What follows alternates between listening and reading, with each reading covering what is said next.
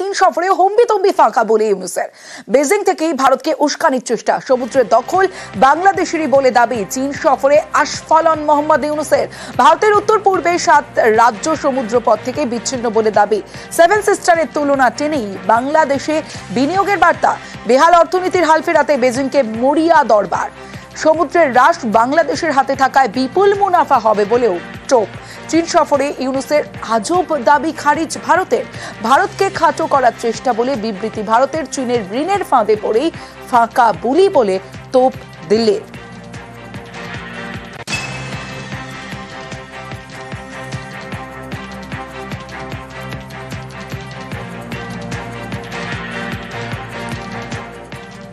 Seven states of India, eastern part of India, called Seven Sisters.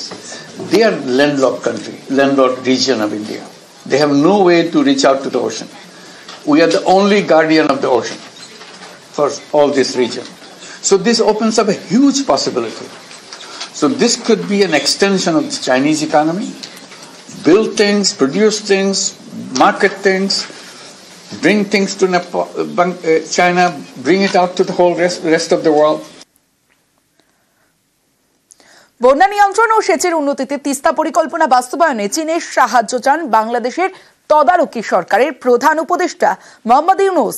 Beijing সফরে গিয়ে চীনের কাছে আর্জি জানিয়েছেন তিনি। এছাড়াও বাংলাদেশের অন্যান্য নদীগুলির দূষণ কমাতে 50 বছরের পরিকল্পনা তৈরি করে দিতে চীনকে অনুরোধ জানিয়েছেন মোহাম্মদ ইউনূস। বাংলাদেশের প্রাক্তন প্রধানমন্ত্রী শেখ হাসিনা চেয়েছিলেন তিস্তা মহাপরিকল্পনা বাস্তবায়িত করুক ভারত। সেদিকে না গিয়ে সম্পূর্ণ বিপরীত অবস্থান ইউনূসের।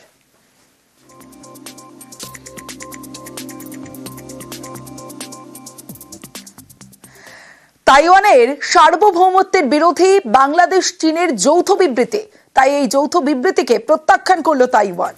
সম্প্রতি বেজিং এ গিয়ে বাংলাদেশের তদারকি সরকারের প্রধান উপদেষ্টা মোহাম্মদ ইউনূস বলেন, বাংলাদেশ বরাবরই এক চীন নীতি নিয়ে তাদের অবস্থান স্পষ্ট করেছে। ইউনূসের দাবি, পিপলস রিপাবলিক অফ চায়না সরকারের আইনি প্রতিনিধিত্বের মধ্যে সমগ্র চীন পড়ে, আর তাইওয়ান চীনের অবিচ্ছেদ্য অংশ। একই সঙ্গে তাইওয়ানের স্বাধীনতার বিরোধিতাও করেন ইউনূস। এরপরেই কড়া প্রতিক্রিয়া জানায় তাইওয়ান।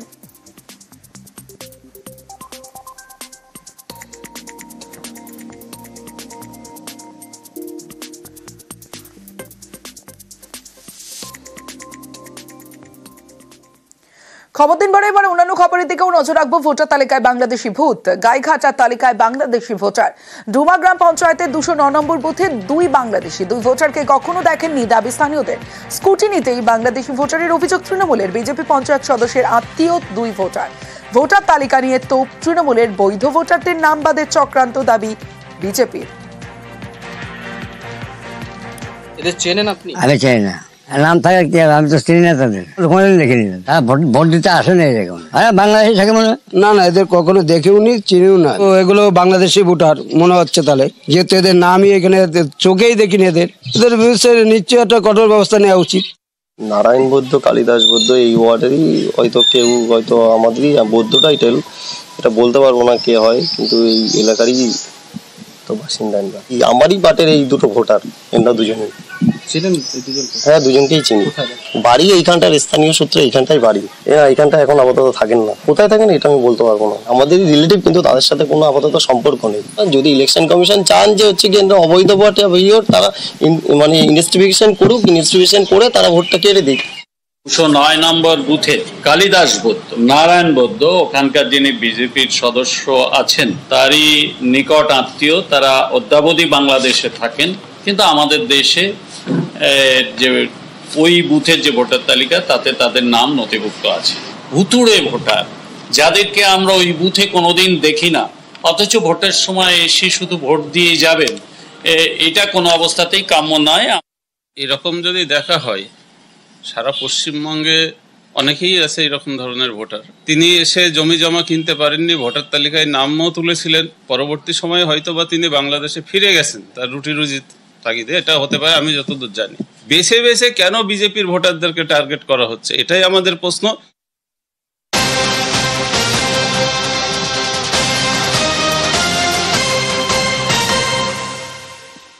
এবার সরাসরি পাথর প্রতিমার দিকে নজর রাখবো। বাড়িতে বাজি বানানোর সময় বিস্ফোরণ। আর দক্ষিণ 24 পরগনার পাথর প্রতিমায় বিস্ফোরণে দুজনের মৃত্যু এখনো পর্যন্ত, যেমনটা জানা যাচ্ছে। ঢোলাহাট থানার রায়পুরের ঘটনা, যেখানে পাথর প্রতিমায় দুজনের মৃত্যু, বাড়িতে বাজি বানানোর সময় বিস্ফোরণ। বিশ্বজিৎ হালদার রয়েছে। বিশ্বজিৎ, কি পরিস্থিতি, কি হয়েছিল? হ্যাঁ দেখো, এই মুহূর্তে যেটা স্থানীয় এবং যেটা সূত্রে খবর পাওয়া যাচ্ছে যে এই মুহূর্তে দুজনের মৃত্যু হয়েছে বলে যেটা খবর পাওয়া যাচ্ছে। আপাতত যেটা ঘটনা যেটা জানা যাচ্ছে যে পাথর প্রতিমার যে রায়পুর এলাকার তৃতীয় ঘেরি রয়েছে, সেখানে বাসন্তী পুজো উপলক্ষে বাজি বানানোর কাজ চলছিল এবং সেই কাজ চলাকালীন হঠাৎ আজকে 9:30 নাগাদ, ঠিক রাত 9:30 নাগাদ হঠাৎই কিন্তু আগুন লেগে যায় এবং সেই আগুন এতটাই দ্রুততার সঙ্গে ছড়িয়ে পড়ে, সেখানে কিন্তু যেটা মনে করা হচ্ছে, যেটা স্থানীয় সূত্রে আরো যেটা খবর পাওয়া যাচ্ছে, আরো মানুষজন থাকতে পারে, সেটা কিন্তু এখনো পরিষ্কার নয়। এই মুহূর্তে যেটা খবর পাওয়া যাচ্ছে, পুরো আগুনে কিন্তু বাড়িটা ভস্মীভূত হয়ে যায় এবং সেই ছবি তুমি দেখতে পাচ্ছ একদম, যে যেটা আমরা সূত্রের খবর পাচ্ছি। বিশ্বজিৎ, যেমন তুমি বলছিলে যে বাসন্তী পুজো উপলক্ষে বাজি বানানো চলছিল, তার মানে বৈধভাবে বাজি বানানো চলছিল না?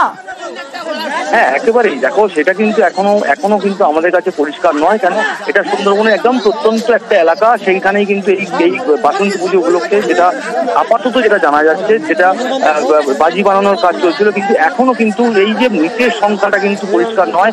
এইটা কিন্তু যেটা যে স্থানীয় যে বিধায়ক রয়েছেন সমীর জানা, তিনি যেটা মনে করছেন যে আরো আরো কয়েকজন থাকতে হতে পারে। তবে ঘটনাস্থলে কিন্তু ঢোলাহাট থানার বিশাল পুলিশ বাহিনী কিন্তু ঘটনাস্থলে পৌঁছেছেন এবং আরো কি ঘটনা ঘটেছে এখনো কিন্তু পরিষ্কার ভাবে সামনে আসছে না। তবে আপাতত যেটা পাওয়া যাচ্ছে, দুজন কিন্তু মারা গিয়েছেন, আপাতত সেই খবর কিন্তু পাওয়া যাচ্ছে। সঙ্গে থাকো।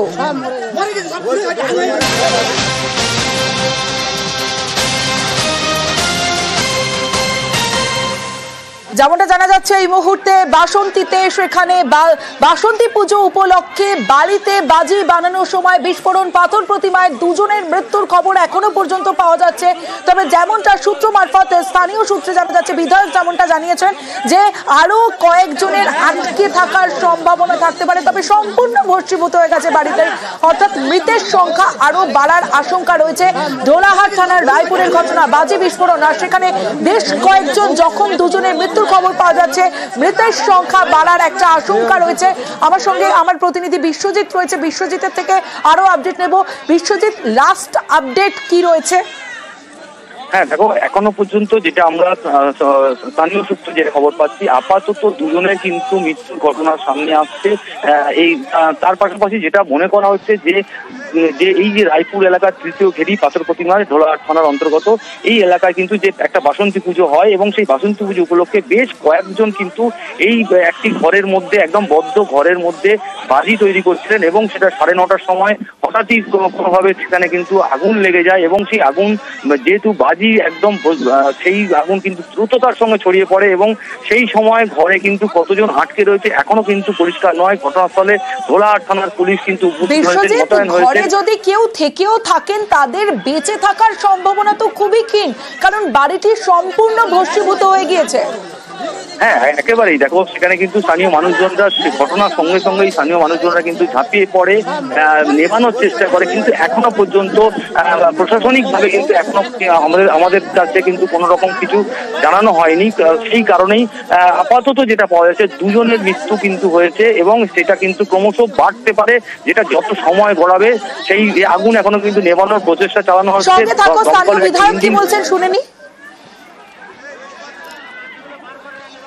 রায়পুরের ওখানে বাসন্তী পূজা উপলক্ষে বোমা তৈরি করছিল আর কি, বোম বাঁধছিল আর কি।